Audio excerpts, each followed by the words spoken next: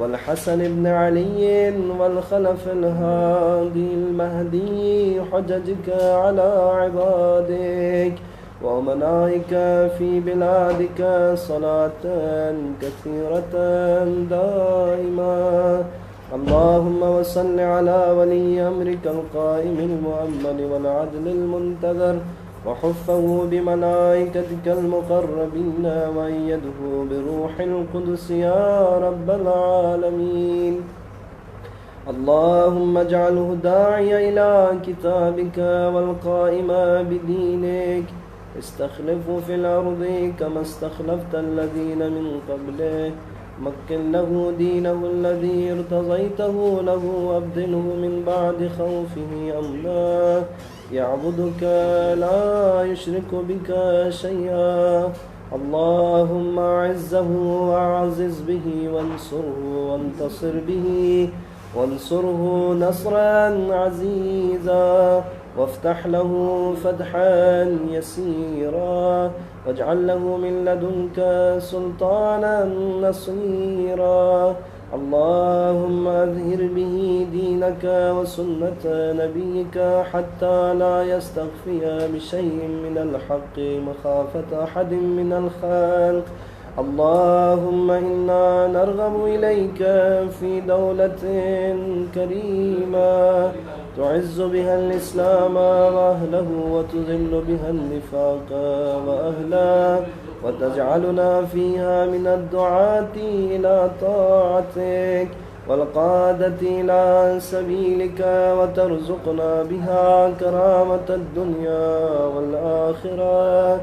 اللهم ما عرفتنا من الحق فحملنا وما قصرنا عنه فبلغنا.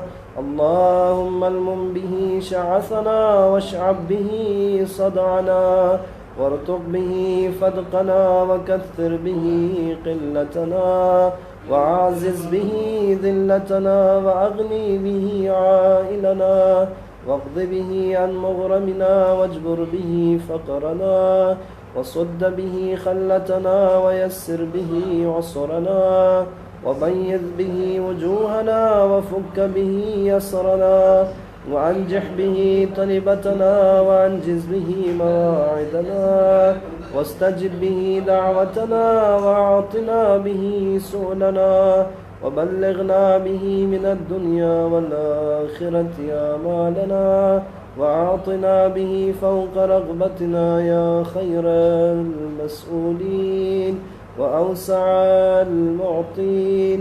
واشفي به صدورنا وأذهب به غيظ قلوبنا واهدنا به لما اختلف فيه من الحق بإذنك إنك تهدي من تشاء إلى صراط مستقيم. وانصرنا به على عدوك وعدونا إله الحق آمين. اللهم إنا نشكو إليك فقد نبينا صلواتك عليه وآله وغيبة ولينا وكثرة عدونا وقلة عددنا وشدة الفتن بنا وتزاهر الزمان علينا. وصل على محمد وآل محمد وأعنا على ذلك بفتح منك تعجله وبذر تكشفه ونصر تعزه وسلطان حق منك تجللناها وعافية منك تلبسناها برحمتك يا أرحم الراحمين. اللهم صل على محمد وآل محمد وعجل فرجهم.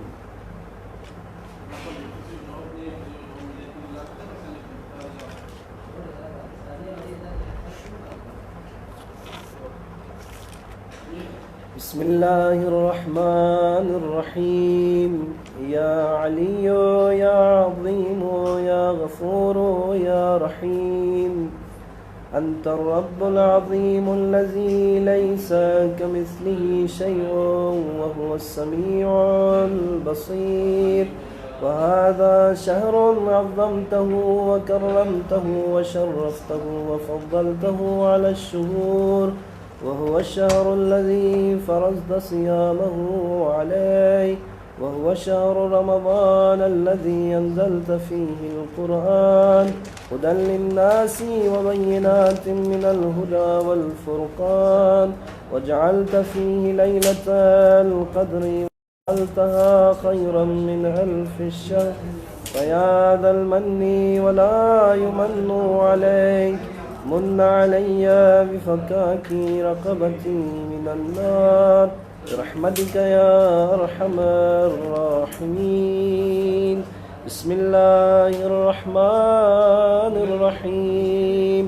اللهم كن لوليك الحجة ابن الحسن صلواتك عليه وعلى آبائه في هذه الساعة وفي كل ساعة وليا وحافظا وقائدا وناصرا ودليلا وعينا، حتى تسكنه أرضك طوعا وتمتعه فيها طويلا برحمتك يا أرحم الراحمين. اللهم صل على محمد وآل محمد.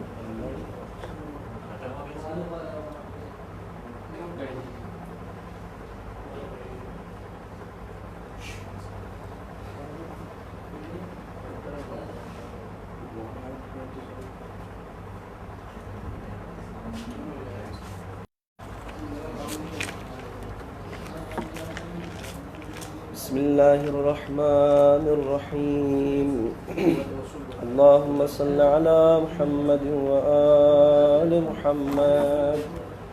اللهم صل على محمد وآل محمد. اللهم صل على محمد وآل محمد. بسم الله الرحمن الرحيم.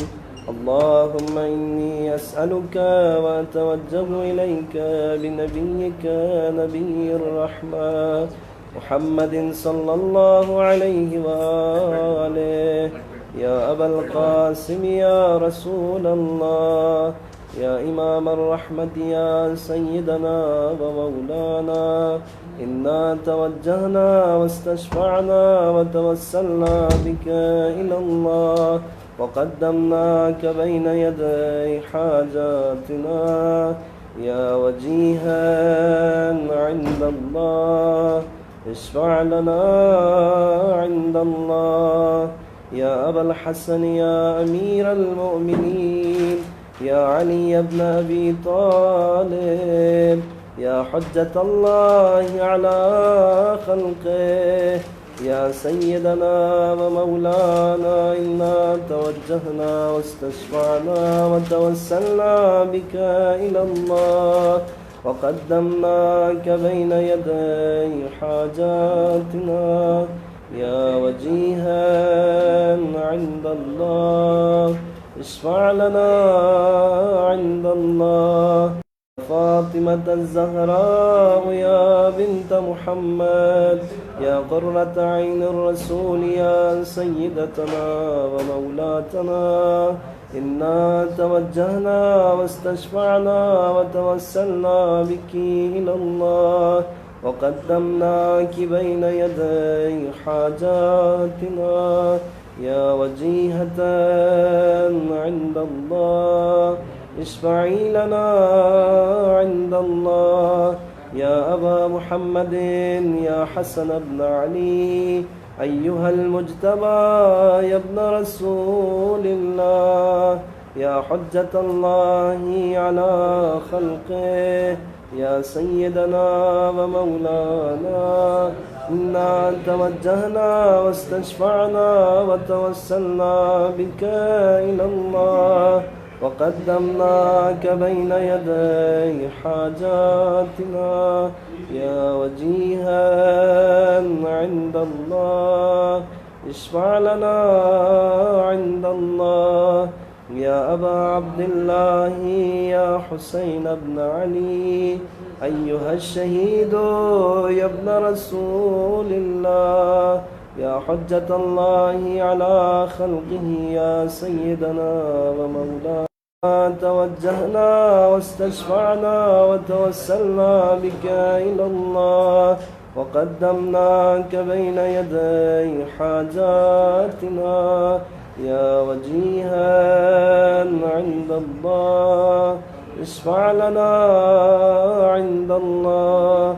يا أبا الحسن يا علي بن الحسين يا زين العابدين يا ابن رسول الله يا حجة الله على خلقه يا سيدنا ومولانا إنا توجهنا واستشفعنا وتوسلنا بك إلى الله وقدمناك بين يدي حاجاتنا يا وجيها عند الله اشفع لنا عند الله.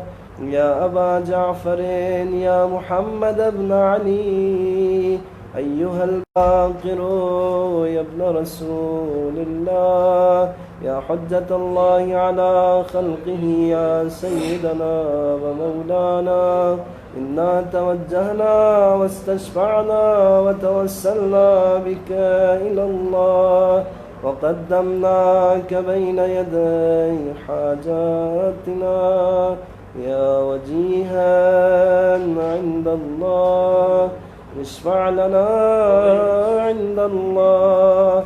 يا أبا عبد الله يا جعفر بن محمد أيها الصادق يا ابن رسول الله يا حجة الله على خلقه يا سيدنا ومولانا إنا توجهنا واستشفعنا وتوسلنا بك إلى الله وقدمناك بين يدي حاجاتنا يا وجيها عند الله اشفع لنا عند الله. يا أبا الحسن يا موسى بن جعفر أيها الكاظم يا ابن رسول الله يا حجة الله على خلقه يا سيدنا ومولانا إنا توجهنا واستشفعنا وتوسلناك بين يدي حاجاتنا يا وجيها عند الله اشفع لنا عند الله. يا أبا الحسن يا علي بن موسى أيها الرضا يا ابن رسول الله يا حجة الله على خلقه يا سيدنا ومولانا إنا توجهنا واستشفعنا وتوسلنا بك إلى الله وقدمناك بين يدي حاجاتنا يا وجيها عند الله اشفع لنا عند الله. يا أبا جعفر يا محمد بن علي أيها التقي الجواد يا ابن رسول الله يا حجة الله على خلقه يا سيدنا ومولانا توجهنا واستشفعنا وتوسلنا بك إلى الله وقدمناك بين يدي حاجاتنا يا وجيها عند الله اشفع لنا عند الله. يا أبا الحسن يا علي بن محمد أيها الهادي النقي يا ابن رسول الله يا حجة الله على خلقه يا سيدنا ومولانا إنا توجهنا واستشفعنا وتوسلنا بك إلى الله وقدمناك بين يدي حاجاتنا يا وجيها عند الله اشفع لنا عند الله يا أبا محمد يا حسن بن علي أيها الزكي العسكري يا ابن رسول الله يا حجة الله على خلقه يا سيدنا ومولانا إنا توجهنا واستشفعنا وتوسلنا بك إلى الله وقدمناك بين يدي حاجاتنا يا وجيها عند الله اشفع لنا عند الله يا وصي الحسن والخلف الحجة أيها القائم المنتظر المهدي يا ابن رسول الله يا حجة الله على خلقه يا سيدنا ومولانا إنا توجهنا واستشفعنا وتوسلنا بك إلى الله وقدمناك بين يدي حاجاتنا يا وجيها عند الله اشفع لنا عند الله يا سادتي وموالي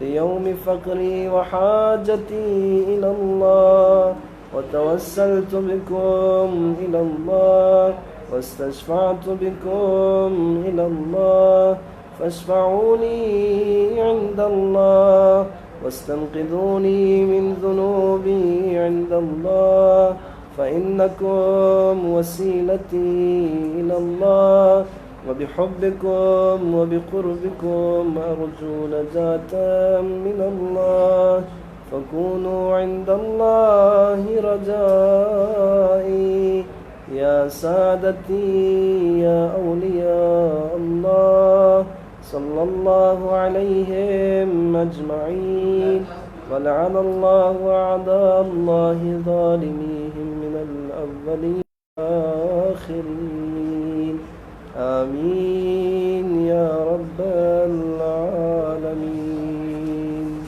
اللهم صل على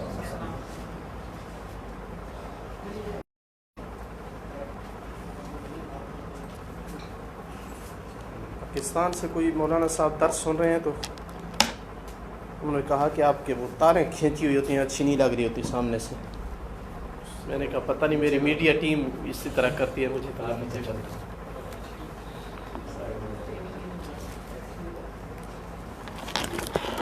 لائیو جا رہا ہوتا ہے آپ کا درس وہ کسی نے کلپ بھی نکال دیا وہ اس والا تحریک لبیک والا پاکستان جانا ہے کہیں پکڑ کر لبیک یا رسول اللہ میرے اوپر نہ کریں کیا کر سکتے ہیں شیخ صاحب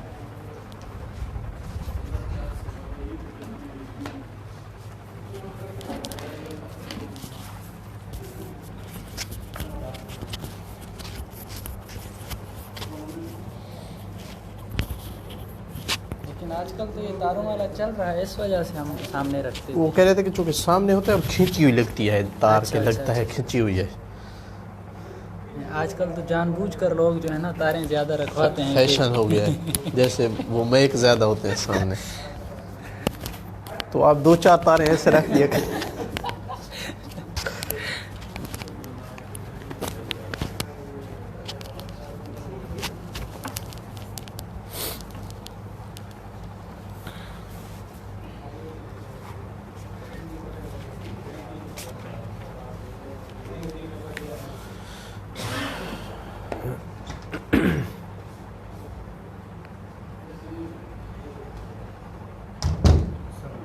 علیکم السلام ورحمۃ اللہ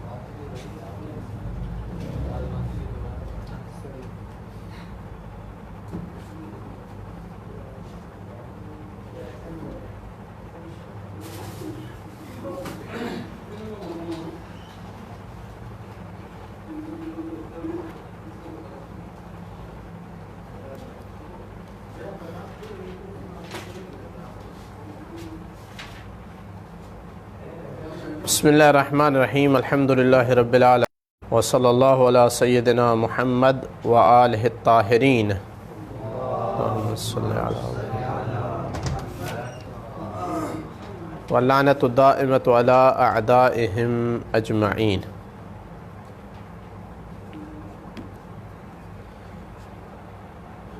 سورہ حجرات کی آیت نمبر 12 میں فرمایا الذین آمنوا اجتنبوا کثیرا من الظن ان بعض الظن اثم ولا تجسسوا ولا یغتب بعضکم بعضا ایحب احدکم ان یأکل لحم اخیہ میتا فکرہتموہ واتقوا اللہ ان اللہ تواب رحیم۔ پچھلی اس سے پہلے والی آیت میں اللہ تعالیٰ نے 3 احکام بیان کیے تھے کہ کوئی قوم دوسری قوم کا مسخرہ نہ اڑائے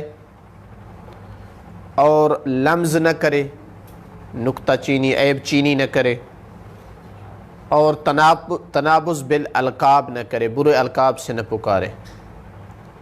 اس میں بھی 3 احکام بیان ہو رہے ہیں۔ ان 3 میں سے پہلا جو حکم بیان ہوا ہے کہ اے ایمان اجتنبوا کثیرا من الظن، بچوں بہت سارے ظنون سے، کیونکہ بعض ظن جو ہے وہ گناہ ہوتے ہیں، اور تجسس نہ کرو اور ایک دوسرے کی غیبت نہ کرے۔ شان نزول کے حوالے سے مجمع البیان میں اور قرطبی میں بھی ملتی جلتی روایت آئی ہے کہ 2 آدمیوں نے، صحابہ میں سے 2 آدمیوں نے جناب سلمان کو بھیجا کہ جاؤ رسول اکرم صلی اللہ علیہ وآلہ وسلم کی خدمت میں اور ان سے کھانا لے آؤ۔ جانتے تھے جناب سلمان کی قدر ہے، اگر ان کا اپنا اتنا وزن ہوتا تو خود چلے جاتے، تو جناب سلمان کو استعمال کر رہے تھے کہ جاؤ کھانا لے آؤ۔ بہرحال وہ بھی اس نیت سے کہ بھوکے کو کھانا کھلانا ثواب ہے، چل پڑے۔ نبی پاک نے کہا کہ جاؤ اسامہ بن زید کے پاس، چونکہ وہ بیت المال کا مسئول تھا، اور اس سے کہو کہ کھانا دے۔ اسامہ کے پاس گئے، اس نے کہا کہ بیت المال خالی ہے، کچھ بھی نہیں ہے۔ تو انہوں نے پہلے تو اسامہ کی غیبت کی کہ یہ بخیل ہے، ہمیں نہیں دیا اس نے، ظاہر ہے بدگمانی کرتے ہوئے سوء ظن کیا کہ نہیں مال تھا اور اس نے نہیں دیا، تو بدگمانی بھی کی اور غیبت بھی کی۔ اگر بخیل تھا تو لگایا بخیل ہونے کا۔ اور جناب سلمان کے بارے میں کہا کہ اگر اس کو ہم بئر سمیحہ کی طرف بھی بھیجتے، سمیحہ کنواں کی طرف کہ پانی لے آؤ، کنواں تھا، بڑا پانی ہوتا تھا اس پر، سب کے لیے کافی ہو جاتا، اگر ہم بئر سمیحہ کی طرف بھی بھیجتے تو اس کا بھی پانی خشک ہو جاتا۔ اتنا شیطان ہے، ہاں جس طرح ہم کہتے ہیں، اتنا نصیب ہے اس کے کہ اگر اس کو بئر سمیحہ کی طرف بھیجتے تو اس کا بھی پانی خشک ہو جاتا، اتنا خوش نصیب ہے۔ تو جناب سلمان کی بھی انہوں نے جو ہے وہ غیبت کی۔ تو جب رسول اکرم صلی اللہ علیہ وآلہ وسلم کی محفل میں آئے یہ دونوں بندے، اب مشکل یہ ہے کہ مورخین بہت ساری جگہ پر یہ 2 نام جو ہے چھپا لیتے ہیں، پتہ نہیں کون سے تھے۔ تو یہ مناسبت سے ہمارے ہر روز کے درس میں یہ تکرار ہو رہا ہے۔ جی، تو یہاں پر نام چھپا لیے، وہ 2 بندے کون سے تھے۔ تو جب رسول اکرم صلی اللہ علیہ وسلم کی خدمت میں آئے تو آپ نے فرمایا کہ تمہارے منہ سے گوشت کی بو آ رہی ہے۔ تو انہوں نے کہا ہم نے تو آج گوشت نہیں کھایا۔ تو آپ نے فرمایا کہ تم نے اسامہ اور سلمان کی غیبت نہیں کی. اس وقت یہ آیت اتری کہ مومن کا مومن کی غیبت کرنا ایسے جیسے مردہ بھائی کا گوشت کھانا ہے. تو یہ شان نزول میں روایت ذکر ہوئی ہے.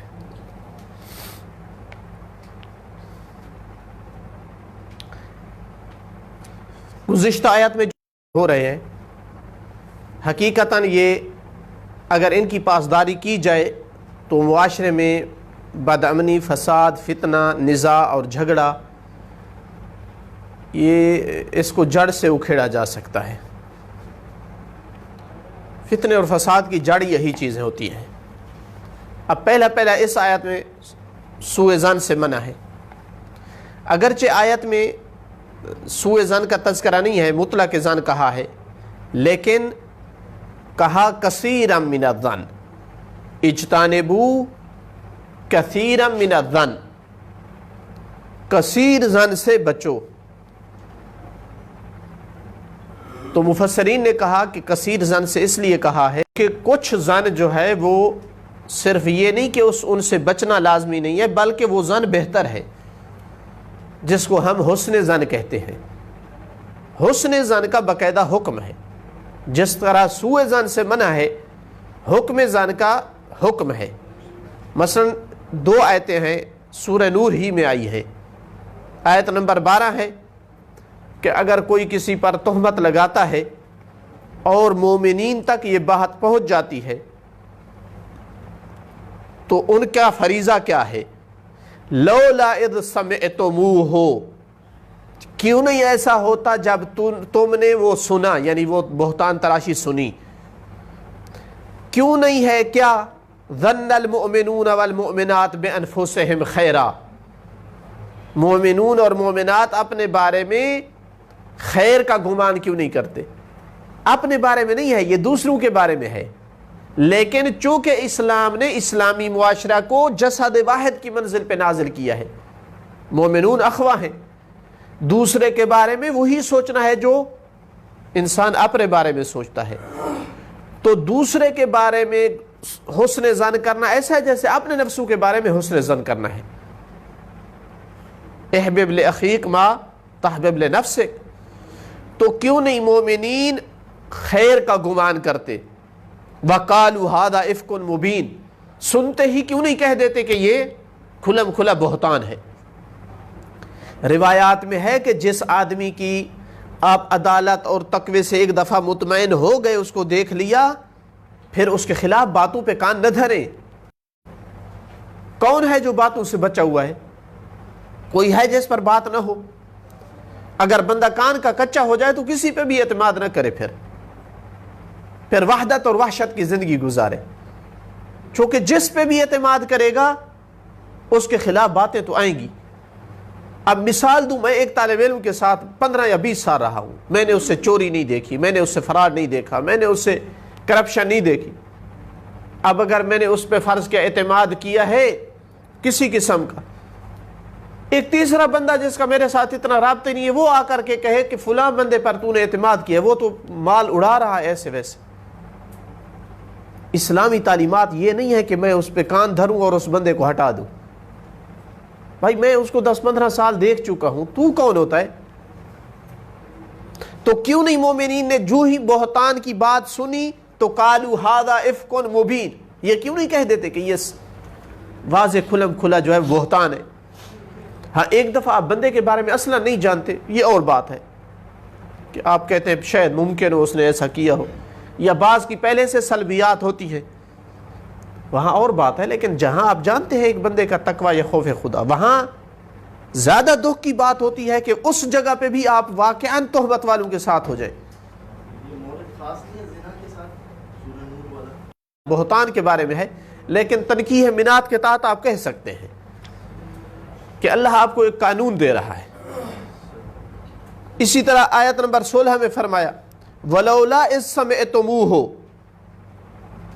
کیوں نہیں ایسا کرتے ہو کہ جب تم سنتے ہو، قُلْتُم، تو تم کہہ دو، مَا يَكُونُ أَن نَتَكَلَّمَ بِهَذَا، یہ نہیں ہو سکتا کہ ہم بھی یہ بات کہہ دیں، فلاں مومن کے خلاف مثلا سبحانک ھذا بہتان عظیم، چونکہ جب تک بینہ نہ ہو، شہود عدل نہ ہو، تب تک وہ بہتان کے زمرے میں ہے۔ تو خلاصہ کلام کے کہیں پر حسن ظن کا حکم ہے،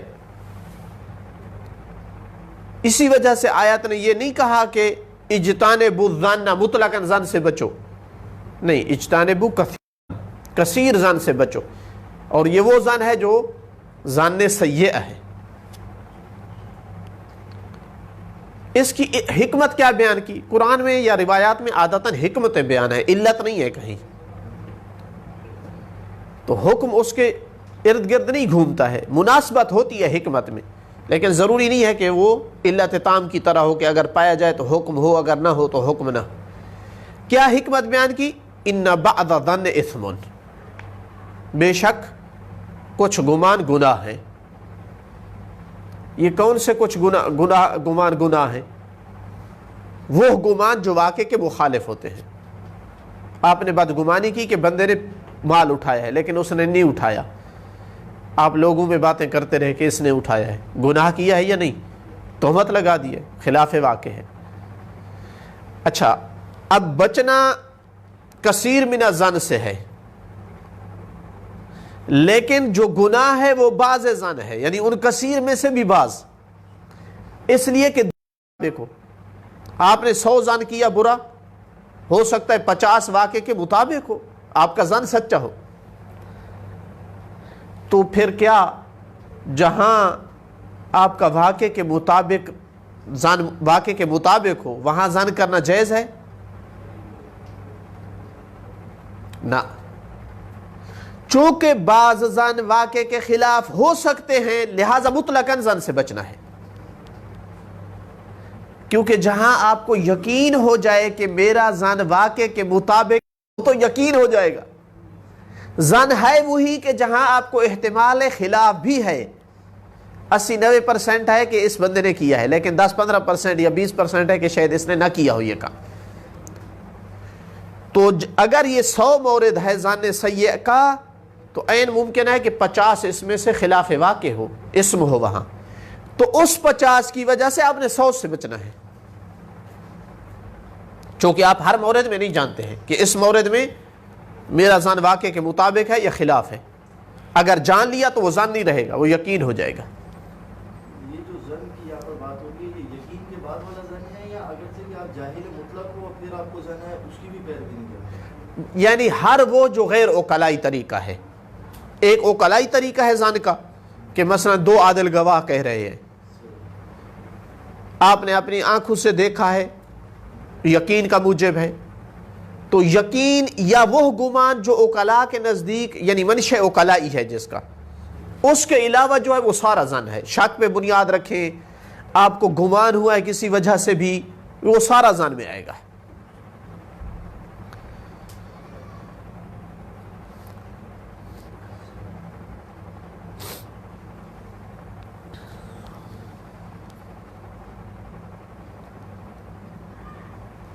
یہاں ایک سوال آتا ہے کہ یہ ظن انسان کا اختیاری ہے یا بعض دفعہ غیر اختیاری طور پہ بھی ظن ہو جاتا ہے؟ اس میں کوئی شک نہیں کہ کثیر من الاوقات انسان کا غیر اختیاری ظن ہو جاتا ہے اس کو کہ شاید اس بندے نے کیا ہو، زیادہ گمان یہی جا رہا ہے کہ اس نے کیا ہے۔ جس کا بھی کوئی کام ہوتا ہے برا ہو گیا ہے، مال چوری ہو گیا، کوئی نقصان، تو آٹومیٹک جاتا ہے کسی کی طرف دھیان کے شاید اسی نے کیا ہے، تو پھر کیسے نہیں کی جا رہی ہے غیر اختیاری سے؟ اوامر یا نواہی افعال اختیاریہ کے متعلق ہوتے ہیں، تو اس کا جواب یہ ہے کہ یہ جو اجتنبوا کثیرا من الظن ہے، یہ دلی کیفیت سے منع نہیں کیا جا رہا، اس ظن کے مطابق آثار مترتب کرنے سے منع کیا جا رہا ہے کہ آپ لوگوں میں بیٹھ کر کہیں کہ فلاں نے یہ کام کیا ہے، یا آپ اس کے مال پہ قابض ہو جائیں گمان کرتے ہوئے کہ، ورنہ دل میں تو آ جاتا ہے، جب تک دل میں ہے مسئلہ تو اللہ گرفت نہیں کرتا ہے، جب آپ اس کو اعضاء و جوارح پہ لاتے ہیں وہاں سے گناہ اور معصیت شروع ہوتی ہے. اس لیے حدیث میں آیا ہے کہ ثلاث فی المؤمن لا یستحسن، 3 چیزیں ہیں جو مومن میں اچھی نہیں ہیں، لیکن وَلَهُ مِنْهُنَّ مَخْرَجٌ، مومن کے لیے ان سے نکلنے کا راستہ ہے، یعنی اس پر بیٹھ نہ جائے. وہ 3 چیزیں آئیں گی اس کے پاس، اچھی نہیں ہیں وہ، لیکن مخرج ہے، نکل سکتا ہے، آئیں گی لیکن نکل سکتا ہے. فَمَخْرَجُهُ مِنْ سُوءِ الظَّنِّ أَنْ لَا يُحَقِّقَهُ، سوء ظن آئے گا، بعید ہے کہ روک سکے مطلقاً سوء ظن نہ آئے، لیکن اس کو ثابت نہ کرے دل میں، اس کو جگہ نہ دے. کیا مطلب؟ یعنی اس پر آثار مترتب نہ کرے. بڑا ڈھونڈا اس حدیث کو کہ باقی 2 چیزیں کہاں ہیں. جتنے مصادر میں تھی حدیث یہاں تک ناقص تھی، 4-5 مصادر میں ملی لیکن یہی تک تھی. لگتا ہے کہ اصل راوی نے ہی یہی نقل کی ہے. 2 چیزیں یا اس کو بھول گئی خود راوی کو، یا بہرحال جس نے اس سے آگے روایت نقل کی ہے. چونکہ عام طور پر یہ ہوتا ہے کہ حدیث بعض مصادر میں اگر ناقص آئی ہے تو کہیں اصلی مصدر میں پوری اس سے ملتی جلتی حدیثیں ہیں کہ مثلا مومن کو بری فعل آتی ہے، ہو سکتا ہے مراد ایک چیز بری فعل ہو، اس سے کیا مخرج ہے؟ اللہ پہ توکل کرے. جی تو اگر سوء ظن آتا ہے لیکن اس کو جگہ نہیں دیتا، اس پر آثار مترتب نہیں کرتا تو حرج نہیں ہے. اسی طرح ایک اور بھی مخرج ہے، اور وہ یہ کہ سوء ظن کے خلاف دلیلیں ڈھونڈنے لگے. خطرہ ہوتا ہے، سوء ظن رہا تو شاید قدم اٹھا لے، مشکل ہے، بندہ بعض دفعہ قابو نہیں کر پاتا، اندر کی کیفیت کو چینج کر سکتا ہے. کیسے؟ کہ شاید اس نے اس لیے کیا ہو، ممکن ہے یہ نہ ہو، کوئی اور ہو. یہ اس طرح کی چیزیں لا سکتا ہے ذہن میں، یہاں تک کہ سوء ظن باقی نہ رہے. اس کا بھی حکم ہوا ہے روایات میں کہ اس کے فعل کو محمل پہ حسن کرو. مثلا آپ کو 80% گمان ہے کہ وہ بندہ بوتل جو پی رہا تھا شراب سے بھی آگے جن کا رنگ ملتا جلتا ہے، مسئلہ ہو سکتا ہے کہ مجبوری ہو، کسی ڈاکٹر نے کہا ہو، جب تک یقین نہ ہو شرابی ہونے کا، اس کی بات کر رہے ہیں. یقین والے موارد خارج ہیں. روایت میں ہے ذا امر اخیک علی احسنہ، اپنے بھائی کے امر کو احسن پہ حمل کرو، حتی یاتیک ما یکلمک منہ، یہاں تک کہ کوئی ایسی یقینی دلیل آ جائے جو تجھے اس محمل سے ہٹا دے کہ اب گنجائش نہ رہے. یا اس مورد میں جہاں یقینی دلیل آ جائے پھر بھی محمل حسن پہ حمل کرنا، یہاں بے وقوفی ہوگی. پھر مومن اچھا گمان کرے لیکن بے وقوف نہ ہو. یعنی بعض آنکھوں سے دیکھ لیتے ہیں تو بھی کوشش کرتے ہیں کہ اپنے آنکھوں پر وہ جو ہے وہ کریں، پردہ ڈالیں. نہیں، یہاں تک بھی نہیں ہے، لیکن جہاں تک ممکن ہے، یقین نہیں ہے تو آپ اس کو اچھے محمل پہ حمل کر سکتے ہیں. اللہم صلی علی محمد. السلام علیکم. جی میں 10 دن بعد آوینا انشاءاللہ. اللہم صلی علی محمد وعلی محمد. ولا تظنن بکلمت خرجت من اخیک سوءا وانت تجد لها فی الخیر محملا. اور اگر آپ کے بھائی سے کلمہ نکلا ہے کوئی تو اس کو برائی پہ حمل نہ کر جب تک کہ تیرے پاس اس کا کوئی اچھا محمل موجود ہے. ہاں اگر اچھا محمل نہ ہو تو پھر اور بات ہے. تو بعض لوگ بہت زیادہ سوء ظن رکھتے ہیں، یعنی بہت زیادہ مجال ہوتی ہے کسی کی بات کو اچھے محمل پہ حمل کرنے کی، لیکن ان کی وہ ایک لین بنی ہوئی ہے ذہن میں کہ انہوں نے اس کو ہر صورت میں برائی پہ حمل کرنا ہوتا ہے. اور اس کا حقیقتاً نقصان آدمی کے اپنی طرف جاتا ہے. یعنی ایک تو مومن کے حقوق کو پامال کر رہا ہے چونکہ باقاعدہ حقوق میں آیا ہے. کل ہم نے عرض کیا تھا کہ مومن کا بھائی ہے یعنی اس کے حقوق مترتب ہوتے ہیں اس پر. ایک تو مومن بھائی کے حق کو تلف کر رہا ہے, دوسرا اپنا نقصان کر رہا ہے. روایت میں ہے کہ ان اللہ حرم من المسلم دمہ ومالہ وعرضہ وان یظن بہ السوء. اللہ نے حرام کیا ایک مسلمان کا خون, اس کا مال, اس کی عزت, اور حرام کیا ہے کہ اس پہ سوء ظن کرے. لیکن نقصان صرف اس حد تک نہیں ہے کہ اس بندے کے حق کو تلف کیا ہے, اپنا نقصان کر رہا ہے. وہ کس طرح؟ سوء ظن کرنے والا کثرت سے وہ بندہ چین اور سکون نہیں دیکھتا ہے زندگی میں, تنہا رہ جاتا ہے. جب ہر بندے پر بدگمانی کرتا ہے تو اذیت ہوتی ہے کہ اس نے میرے خلاف یہ کیا, وہ بھی برا ہے, وہ بھی برا ہے. اب اچھا بندہ کہاں سے اس کو ملے؟ بدگمانی پہ سب کو برا بناتا جا رہا ہے. تو اس کی زندگی وحشت کی زندگی ہو جاتی ہے. امیر المومنین علیہ الصلوۃ والسلام سے مروی ہے من لم یحسن ظنہ, جو اپنے ظن کو حسن نہ کرے یعنی حسن ظن سے کام نہ لے, استوحش من کل احد, ہر بندے سے وحشت محسوس کرے گا, حتی اولاد اور بیوی کا نہیں رہے گا. بیوی پہ بدگمانی ہے, اولاد پہ بدگمانی ہے, تو یہ اپنا بھی نقصان ساتھ کرتا ہے. کسی کے ساتھ مل کر کام نہیں کر سکے گا, کسی پر اعتماد نہیں کر سکے گا. جبکہ انسان مدنی و طبع ہے, اس کی مجبوری ہے لوگوں سے مل کر کام کرے, لوگوں کے ساتھ رہے, ان پر اعتماد کرے, بھروسہ کرے. کون سا کام ہے جو اعتماد اور بھروسے کے بغیر کیا جا سکتا ہے؟ کوئی کام نہیں کیا جا سکتا.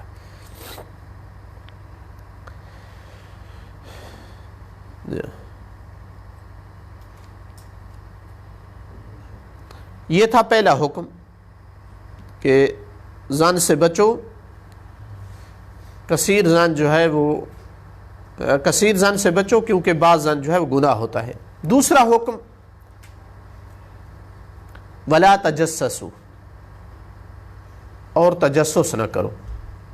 تجسس اور تحسس جیم اور ہا کا فرق ہے, دونوں قریب المعنی ہیں. تلاش کرنا اس چیز کو, لوگوں کی کسی ایسی چیز کو جو چھپی ہوئی ہو, ان کے کسی فعل کو, کلام کو جو چھپی ہوئی ہے اس کو تلاش کرنے کی کوشش کرنا.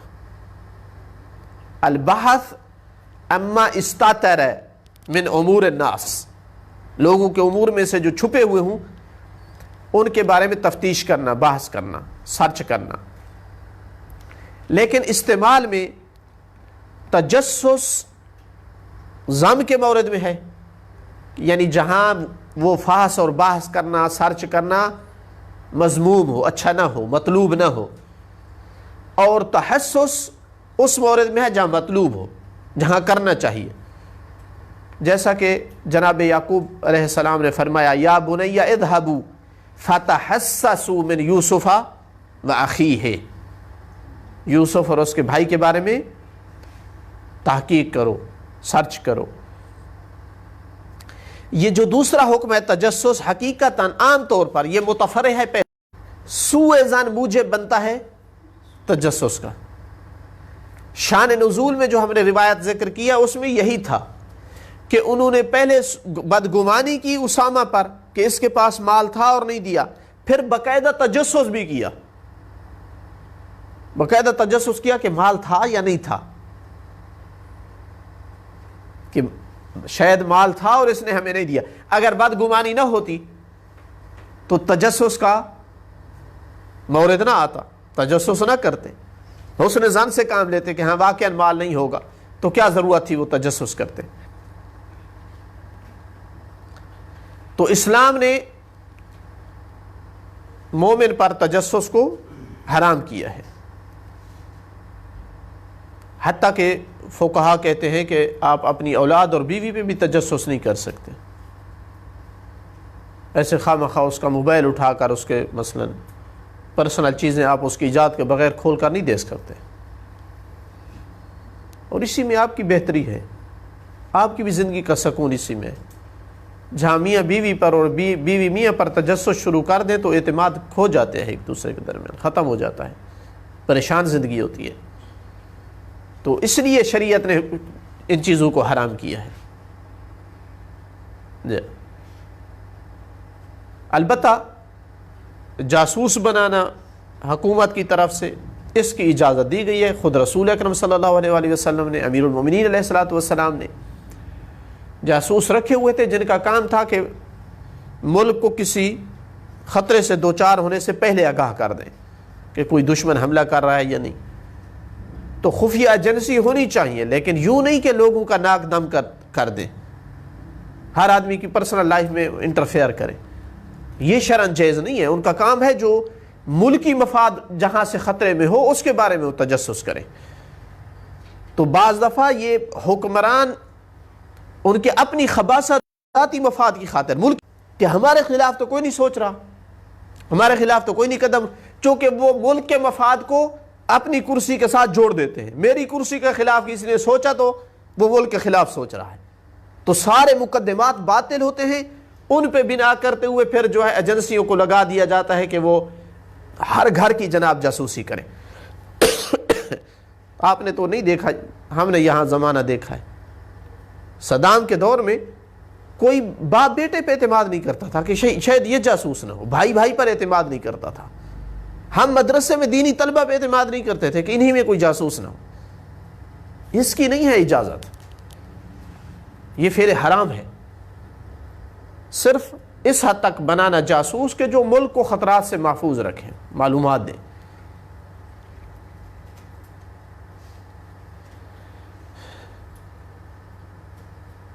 تو تجسس سے منع کیا ہے.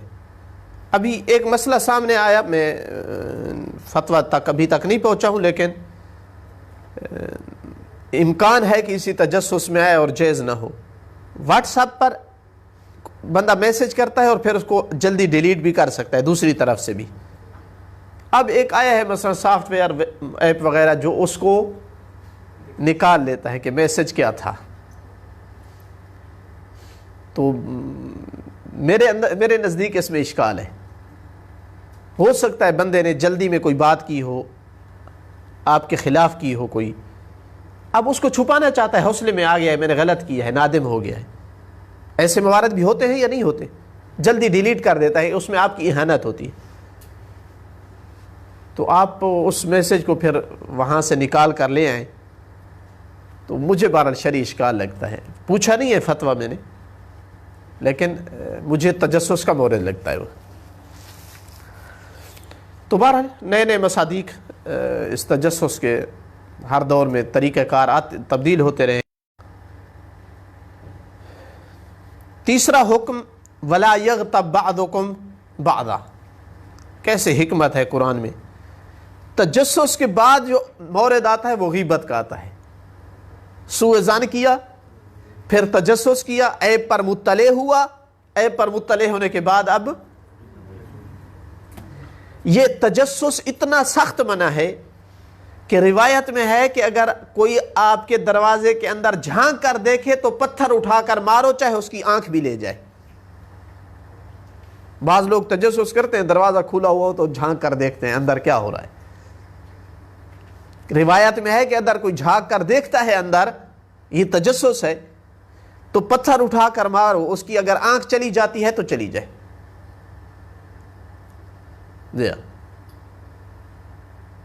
امیر المومنین علیہ الصلوۃ والسلام، یعنی بندہ سیکھے ایسی ہستیوں سے اسلام کے اندر کتنی روشن خیالی ہے، یعنی کتنا کھلا ذہن ہے اسلام کا، کہ جب اطلاع ملی کہ فلاں گھر میں بندہ بدکاری کر رہا ہے،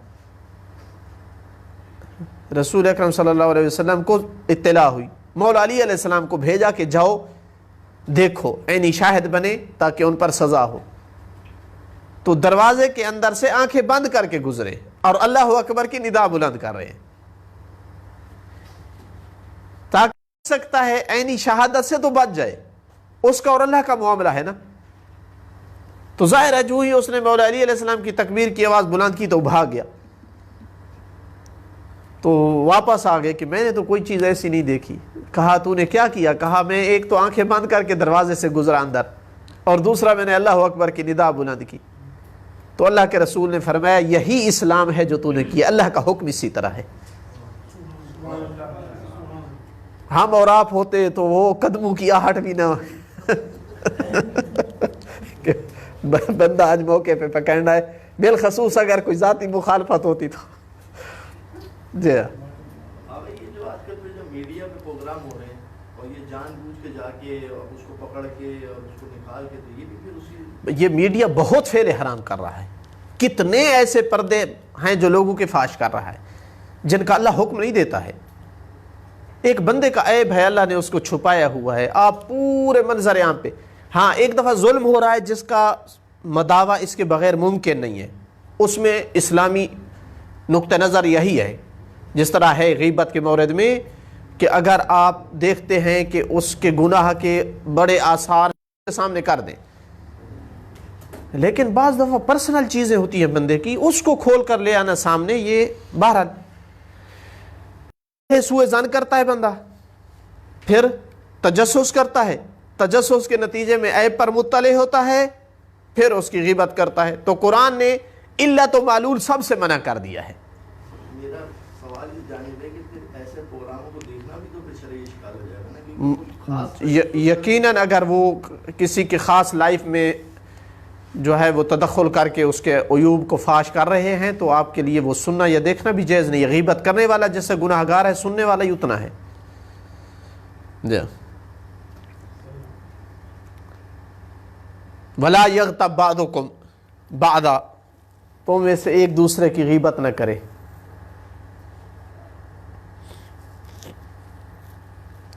پھر یہ غیبت اتنا شدید گناہ تھا، اور جتنا شدید تھا اتنا عام تھا، تو اس کو خاص طور پر پھر مثال کے ساتھ اس کے قبح کو واضح کرنے کے لیے مزید مثال کے ساتھ بیان کیا۔ أَيُحِبُّ أَحَدُكُمْ أَن يَأْكُلَ لَحْمَ أَخِيهِ، تم میں سے کوئی چاہتا ہے کہ اپنے مردہ بھائی کا گوشت کھائے؟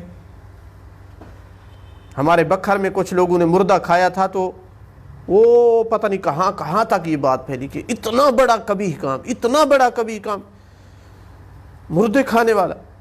کہ ججوں نے کہا ہمارے پاس قانون میں اس کی کوئی شک ہی نہیں ہے کہ انسان کبھی یہ کام بھی کر سکتا ہے کہ مردے کا گوشت کھائے۔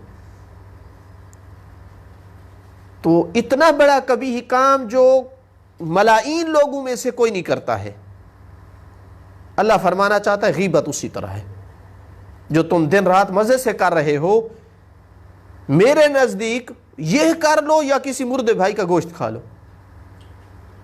یہ قبح میں مساوی ہے۔ تو یہ قرآن کا ایک انداز ہے کسی کام کی، اور بالخصوص وہ کام جس کو لوگ معمولی سمجھ رہے ہوں، اس کے قبح کو کس انداز میں بیان کیا ہے تاکہ ان کے سامنے اس کی قباحت پوری طرح واضح ہو جائے کہ ہم کتنا بڑا کبیح کام کرتے ہیں۔ پھر تشبیہ کیوں دی ہے مردے سے؟ چونکہ جس کی غیبت کی جا رہی ہے وہ اسی طرح عاجز ہے اپنے دفاع سے، غیب ہونے کی وجہ سے، جیسے مردہ آدمی جو ہے عاجز ہوتا ہے، اور اس لیے بھی اس کا قبح بڑھ جاتا ہے کہ وہ بیچارہ میت ہے، دفاع نہیں کر سکتا ہے۔ تو بجائے اس کے کہ اس کے اوپر پردہ ڈالے اور زمین میں اس کو دفن کرے باعزت طریقے سے، تو نے اس کا گوشت کھانا شروع کیا ہے۔ تو مومن بھائی کا حق یہ تھا کہ اس کی غیبت کے اس میں اگر کوئی اس کا پردہ چاک بھی کرنا چاہتا ہے تو پردہ ڈال، تو اس کا دفاع کر۔ یہ مومن کے حق ہے کہ اس کا دفاع کیا جائے، بجائے دفاع کرنے کے تو اس کے عیبوں کو جو ہے اچھال رہا ہے۔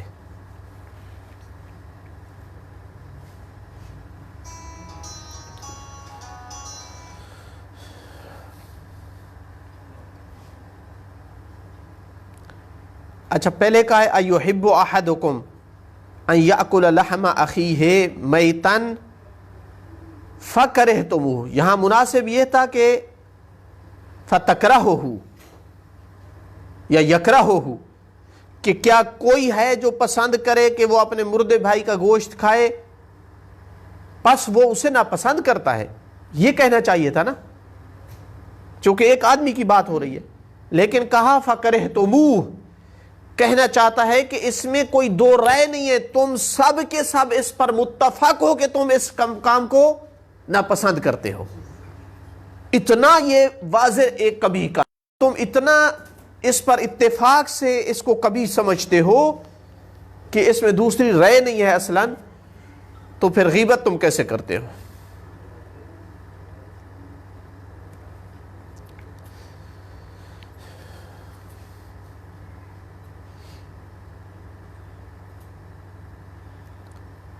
غیبت انشاءاللہ اس کو کل اس پہ گفتگو کریں گے، سیر حاصل کہ غیبت کی حقیقت کیا ہے اور مزید اس کا جو ہے وہ گناہ کتنا روایات میں وارد ہوا ہے. والحمدللہ رب العالمین.